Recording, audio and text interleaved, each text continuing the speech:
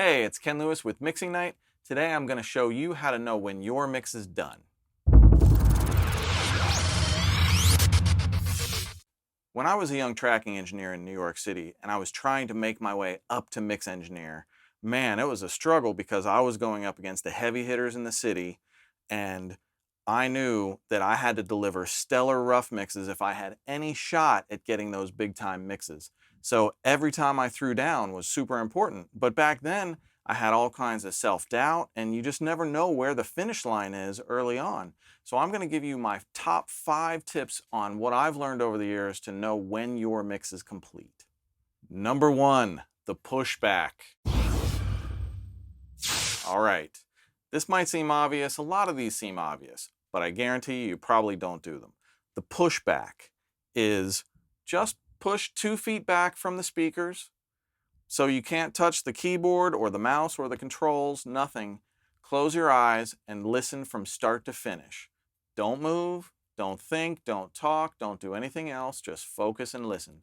I guarantee you it's going to sound completely different than the previous listen, and things about that mix are going to reveal themselves that you weren't hearing before. It's just going to be a new experience for you. So the pushback listen is very important.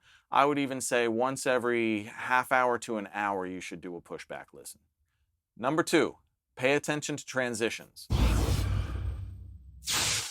It's so easy to miss that drum fill or that sweep up or that cymbal crash through the downbeat. All of those things, you might have a mix with 20 or 30 different momentary things that happen only once or twice in a mix. And you've got to go step by step through each one of those sounds at the end of your mix and make sure that they're balanced right. Don't miss the transitions. Number 3, lead vocals. Lead vocals are the number 1 most important thing in any mix. It's really tough early on to know how to get that lead vocal to sit exactly right. A lot of times, mostly I just use compression and a little bit of automation. I'm not trying to automate every word. Usually I automate sections. So verse 1, and then I might bump it a little bit on verse 1B when more instruments come in. And I'm just trying to get that vocal to stay right on top of the mix with a balance of faders and compression and equalization and de-essing. It's a dance, you got to get it right, and give it a listen through. Make sure your S's aren't too sharp or that you're so over de-essing that it's lispy. Make sure that your vocal is crystal clear, it's got nice present mid-range. Give all of these consideration by the end of your mix and make sure everything feels perfect. Number 4, the down the hall trick. So my studio, the door is 8 feet away from me. There's a staircase right there. It's the perfect opportunity to get away from the speakers and give it a real world listen. And what I do is just turn up the speakers super loud, walk down to the bottom of the staircase, take a seat, give the song a listen, and every time I hear something that I want to change, I just go back up to the studio, make that change, back to the bottom of the stairs for a full run through. When I can listen to the entire song without having to get up and go and make more changes, my mix is most likely done. So if you don't have a staircase, open the door, go out into the hallway, walk around your studio and just give it a listen. The idea is to give yourself a listening environment that is not what you're used to in front of the speakers. That's the main key, is get away from mix position, get away from the controls, and get a different perspective, because most people don't listen to music in front of beautiful studio speakers. And that leads us to number 5, put yourself in the shoes of the listener.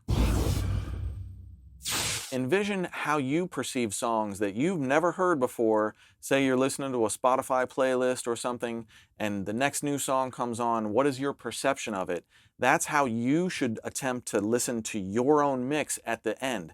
And that is a completely different mindset than being a mixer trying to balance frequencies and things like that.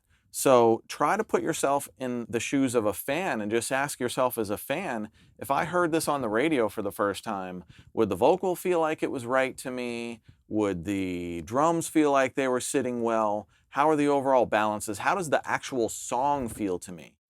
And that hopefully will give you some information about how finished your mix is.